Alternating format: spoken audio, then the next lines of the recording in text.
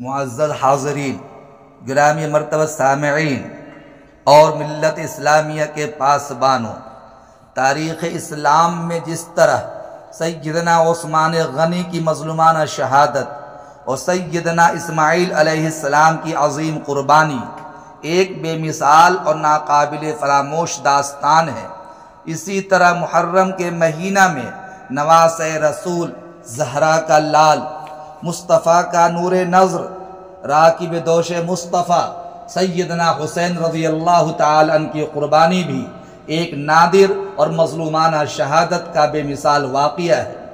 یوں تو ہر شہید پر ظلم و ستم کے پہاڑ ٹوٹے اور ہر شہید اپنے خون میں نہا کر اپنی زندگی کو زندہ و جاوید بنا گیا، نیز دنیا نے اس طرح کے سینکڑوں دلدوز مناظر اور روح فرسا واقعات دیکھے، رنج و غم کی داستانیں سنی، غم گساروں کے حالات اور ماتم کرنے والوں کے آنسو کے دریا بہتے دیکھے، مگر سیدنا حضرت حسین کی شہادت ایک خاص رنگ لیے ہوئے ہے۔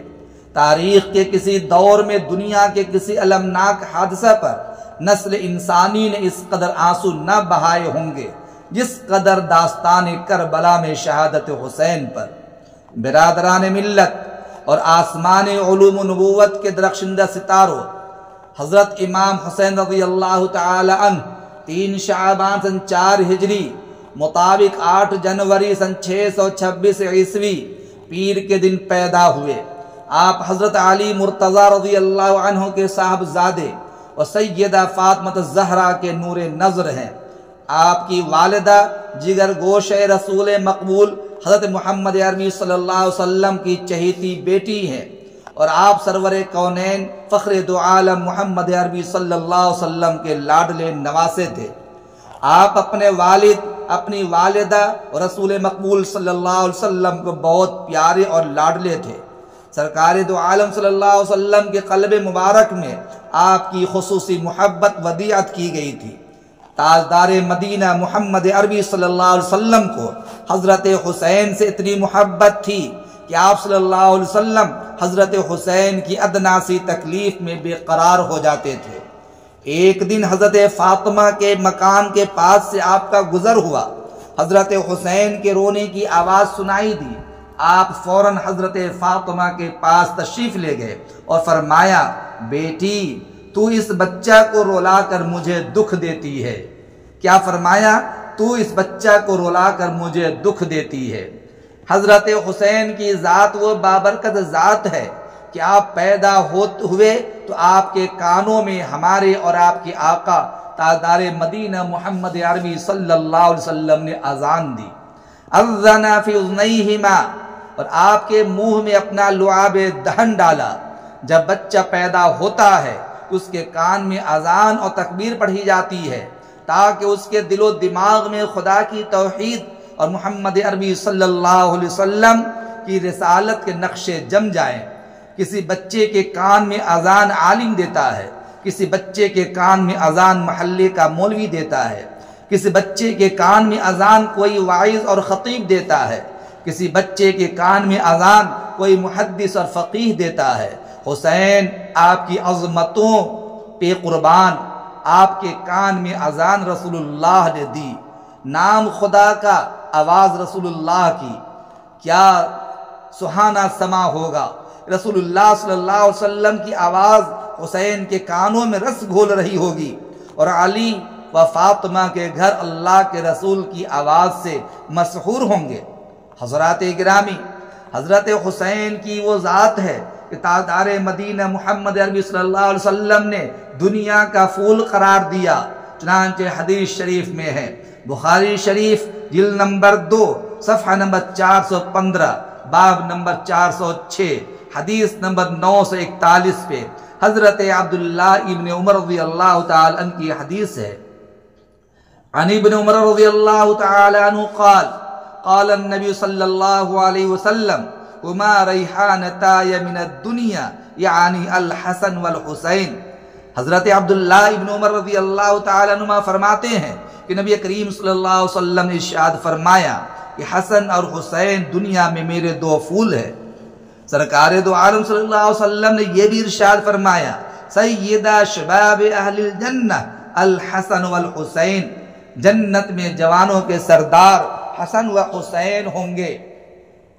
شارحین حدیث فرماتے ہیں کہ جو لوگ جوانی میں دنیا سے رخصت ہو گئے، ان کی سرداری کا تاج حسن و حسین رضی اللہ تعالی عنہما کو عطا فرمایا جائے گا۔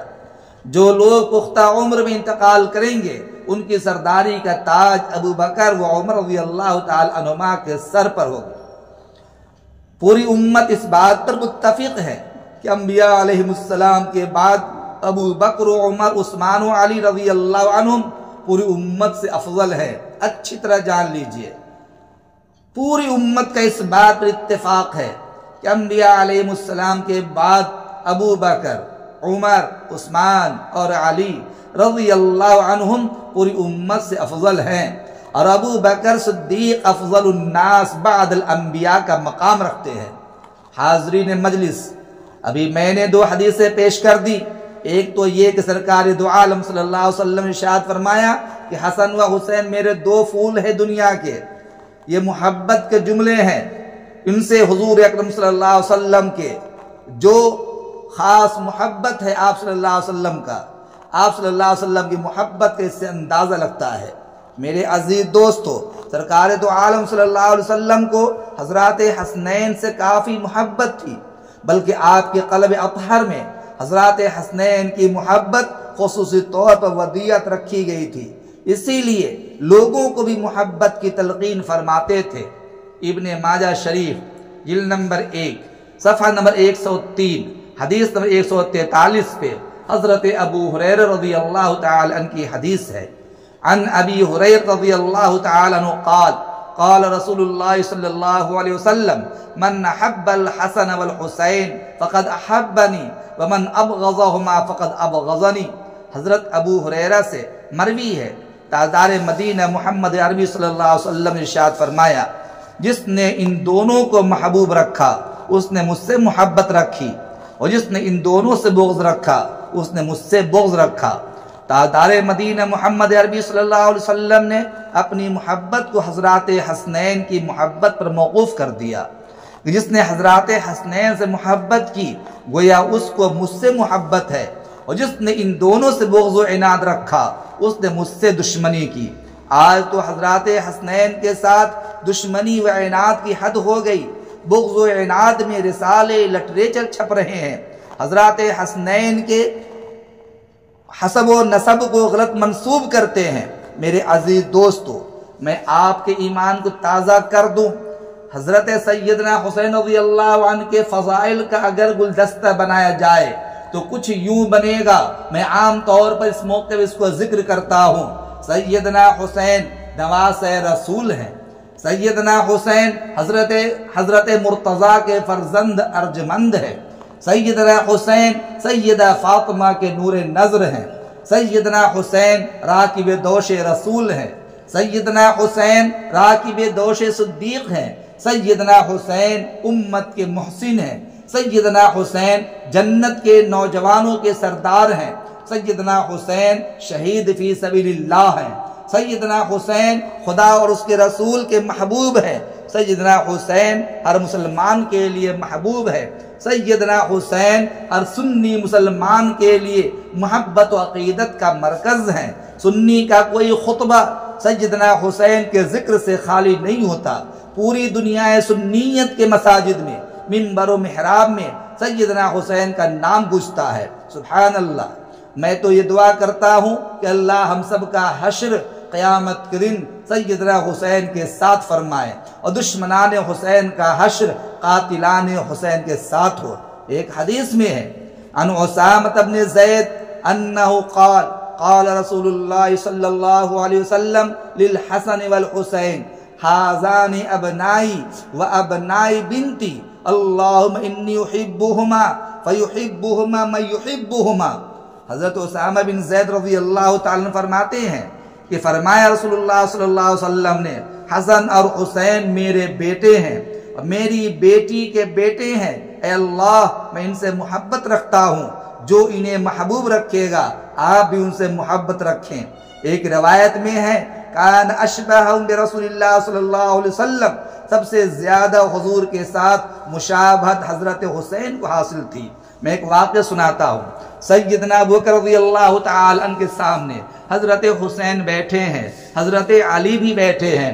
حضرت ابوبکر نے حضرت حسین کے رخسار کو بوسہ لیا، حضرت حسین کی پیشانی کو بوسہ لیا۔ حضرت علی نے کہا، اے ابوبکر یہ تو نے کیا کیا؟ تجھے معلوم ہے یہ کون ہے؟ ابوبکر رضی اللہ تعالی عنہ نے کہا کہ ہاں اے علی، مجھے معلوم ہے یہ علی کا بیٹا ہے، نبی کا چہرہ ہے، میں نے نبی کے چہرے کو بوسہ لیا ہے، کیونکہ حضرت حسین کو سرکار مدینہ محمد عربی صلی اللہ علیہ وسلم سے شباہت حاصل تھی۔ یہ حضرت حسین وہ ہیں کہ جن کو حضرت عمر بن خطاب رضی اللہ تعالی عنہ بڑی محبت بھری نگاہ سے دیکھا کرتے تھے۔ جب بھی ان کے دل کو بے قراری حاصل ہوتی تو دل کو قرار پہنچانے کے لیے حضرات حسنین کا دیدار کر لیا کرتے تھے۔ حضرت حسین رضی اللہ تعالی عنہ کی ذات وہ ہے۔ حضرت عمر رضی اللہ تعالی عنہ نے اپنے صاحبزادے کے لیے 2000 وظیفہ مقرر کیا، جبکہ حضرت حسین کے لیے 5000 وظیفہ مقرر کیا تھا۔ حضرت عمر کے صاحبزادے نے کہا، ابا جان ہم جوان ہیں، حضرت حسین ابھی چھوٹے ہیں، ان کے لیے آپ نے 5000 وظیفہ، ہمارے لیے 2000 وظیفہ مقرر کیا ہے، یہ کیسے ممکن ہے؟ حضرت عمر نے فرمایا، بیٹے اچھی طرح سن لو، تم تم غلام زادے ہو، یہ شہزادے ہیں، تم ان کا مقابلہ نہیں کر سکتے، تم عمر ابن خطاب کے بیٹے ہو، یہ حضرت علی کے بیٹے ہیں، حضرت فاطمہ کے بیٹے ہیں، نبی کریم صلی اللہ علیہ وسلم کے نواسا ہے، ان کے نانا کا مقابلہ تم نہیں کر سکتے، تیرے نانا مقابلہ نہیں کر سکتے، ان کی عظمت کا مقابلہ نہیں کر سکتے، یاد کر لو ان کی عظمت کی بنیاد پر ان کا وظیفہ 5000 رکھا گیا، کیونکہ یہ شہزادہ ہے، حضرت علی کے نور نظر ہے، حضرت فاطمہ کی لخت جگر ہے، نواس رسول ہیں، تم تو غلام زادے ہو، تیرا وظیفہ 2000 ہی ٹھیک ہے۔ یہ حضرت عمر رضی اللہ تعالی عنہ کا مسئلہ حضرت حسین حل کرتے تھے۔ حضرت حسین کا مقام وہ ہے کہ ایک مرتبہ حضرت عمر رضی اللہ تعالی عنہ نے اپنے دربار میں بیٹھ کر صحابہ کرام سے استفسار کر رہے ہیں کہ اے لوگوں بتاؤ، اگر کوئی بچہ پیدا ہو جائے اور ہم اس کے لیے ریلیف دینا چاہیں، اس کا وظیفہ جاری کرنا چاہیں، تو اس کی عمر کیا ہوگی؟ عمر کی حد کیا ہونی چاہیے؟ کیا بچہ روتا ہوا پیدا ہو تو اس کے لیے وظیفہ مقرر کر دیا جائے، یا یہ کہ بچے کے دانت ٹوٹے تو وظیفہ مقرر کیا جائے، یا بچہ 2 سال کا ہو جائے تو وظیفہ مقرر کیا جائے، یا بچہ دودھ چھوڑنے والا بن جائے تو وظیفہ مقرر کیا جائے؟ سارے صحابہ خاموش، کسی سے جواب نہیں بن رہا ہے۔ اسی مجلس میں کم سنی کی حالت میں سیدنا حسین بیٹھے ہیں، انہوں نے کھڑے ہو کر کہا، چچا جان اگر آپ کی اجازت ہو تو میں کچھ جواب دوں۔ حضرت عمر بن خطاب نے اچٹتی نگاہ سے سیدنا حسین کو دیکھا اور پھر فرمایا کہ بیٹے بولو۔ حضرت حسین نے کہا کہ چچا جان جب بچہ پیدا ہوتا ہے تو روتا ہوا پیدا ہوتا ہے، ہنستا ہوا پیدا نہیں ہوتا، اس کو ہنسایا جاتا ہے، بچہ روتا رہتا ہے، روتا بچہ پیدا ہوتا ہے۔ یہ بچہ جب روتا پیدا ہوتا ہے آپ کو معلوم ہے کیا پیغام دیتا ہے؟ ہر رونے والا بچہ یہ کہتا ہے کہ میرا حصہ سرکاری خزانے میں طے کر دیا گیا ہے۔ اے سرکار کے جاننے والو، اے حکمرانوں سن لو، جب تک کہ تم میرا وظیفہ اپنے سرکاری خزانے سے مقرر نہیں کرو گے میں اسی طرح روتا رہوں گا۔ پتہ چلا کہ بچہ جب پیدا ہوتے ہوئے سرکاری خزانے میں اس کا حصہ اور وظیفہ مقرر کر دیا جاتا ہے۔ حضرت عمر رضی اللہ تعالی عنہ اچھل پڑے اور فرمایا، بیٹے شاباش، تو نے شاندار انداز میں جواب دیا، آج سے ہر پیدا ہونے والے بچے کا نام سرکاری رجسٹر پہ نوٹ کر لیا جائے گا اور وظیفہ مقرر کر دیا جائے گا، تو نے مسئلہ کو حل کر دیا۔ میرے عزیز دوستو، سیدنا حسین رضی اللہ تعالی عنہ یہ وہ عظیم صحابی ہیں، یہ وہ نواس رسول ہیں۔ حضرت ابو ہریرہ فرماتے ہیں، میری آنکھوں نے دیکھا اور کانوں نے سنا کہ حضور اکرم صلی اللہ علیہ وسلم حضرت حسین کے ہاتھوں کو پکڑے ہوتے تھے اور حسین اب پاؤں حضور کے پاؤں پر رکھتے تھے اور رسول اکرم صلی اللہ علیہ وسلم فرما رہے تھے، اے ننھے قدموں والے چڑھ آ، چڑھ آ۔ چنانچہ شہزادہ حسین جسم اطہر پر چڑھنے لگے، یہاں تک کہ اپنے قدم حضور کے سینے پر رکھ دیے۔ پس حضور صلی اللہ علیہ وسلم نے فرمایا منہ کھول۔ پھر آپ نے لعاب دہن ڈالا اور منہ چوم لیا، پھر کہا اے اللہ اسے محبوب رکھ کیونکہ میں اسے محبوب رکھتا ہوں۔ آپ اندازہ فرمائیں جس کی تربیت سرکار دو عالم صلی اللہ علیہ وسلم کی گود میں ہو، جس کے منہ میں مصطفیٰ علیہ السلام کا لعاب دہن ہو، اس کی شان کا اندازہ کون کر سکتا ہے؟ عزیز دوستو، آج ہماری اولاد کی تربیت کا اندازہ لگائیے اور حضرت حسین کی جو تربیت کی گئی اس کا اندازہ لگائیے۔ تربیت کا یہ عالم تھا کہ ایک مرتبہ زکوٰۃ کی کھجوروں کا ایک ٹکڑا رکھا تھا، ایک وہاں پہ ٹوکرا رکھا ہوا تھا، تھیلا رکھا ہوا تھا۔ شہزادہ حسین کے بچپن کا زمانہ تھا، ایک کھجور اٹھا کر منہ میں رکھ لی تو حضور اکرم صلی اللہ علیہ وسلم نے فوراً انگلی ڈال کر نکال دی اور فرمایا کخ کخ چھی چھی، یہ ناپاک ہے، مت کھا کیونکہ زکوٰۃ کا مال سادات پر حرام ہے۔ حضرت حسین 7 سال 7 ماہ 7 دن تک حضور اکرم صلی اللہ علیہ وسلم کے سایہ شفقت میں رہے۔ اس تربیت نے آپ کو علم و فضل، شجاعت و سخاوت، ہمت و رأفت، تقوی و طہارت اور زہد و ورع کی مکمل تصویر بنا دیا۔ یہاں میں صرف آپ کی شفقت و مہربانی کا ایک واقعہ بیان کرتا ہوں کہ اللہ تعالیٰ نے حضرت حسین میں کتنی شفقت رکھی تھی، کتنی مہربانی رکھی تھی، وہ اپنے ماتحتوں کے ساتھ کس قدر پیار کرتے تھے۔ ایک دن آپ کے یہاں چند معزز مہمانوں کی دعوت تھی، ایک غلام نے ایک کھانے کا قیمتی برتن لاپرواہی میں توڑ دیا۔ آپ نے اس کی طرف غصہ سے دیکھا، وہ غلام قرآن کا عالم تھا، اس نے فوراً یہ آیت پڑھی وَالْكَاظِمِينَ الْغَيْظَ، مومن غصہ کو پی جانے والے ہیں۔ یہ سن کر حضرت حسین نے فرمایا قَظَمْتُ غَيْظِي، میں نے غصہ کو پی لیا۔ پھر اس غلام نے آیت کا اگلا حصہ تلاوت کیا وَالْعَافِينَ عَنِ النَّاسِ، اور لوگوں کو معاف کرنے والے ہیں۔ آپ نے فرمایا عَفَوْتُ عَنْكَ، حضرت میں نے تجھے معاف کر دیا۔ غلام نے پوری آیت کرتے ہوئے پڑھا وَاللَّهُ يُحِبُّ الْمُحْسِنِينَ، اور اللہ احسان کرنے والے کو پسند کرتا ہے۔ آپ نے فرمایا میں نے تجھے اللہ کے لیے آزاد کر دیا۔ حضرات گرامی، حضرات حسنین اور حضرت حسین نے آنکھیں کھولی تو رسول خدا کی نمازیں، علی مرتضیٰ کے سجدے، فاطمہ زہرا کی تلاوتیں سامنے تھی۔ پھر ساری عمر اسی ذوق میں کٹی، حتیٰ کہ تیروں کی بارشیں، نیزوں کی انیاں اور تلواروں کی دھاریں بھی ان کو بارگاہ عزتی میں جھکنے سے باز نہ رکھ سکی۔ لگا دی ہے میرے محبوب نے ایسی لگن، مجھ کو گزاروں گا اسی لذت میں باقی کی عمر اپنی۔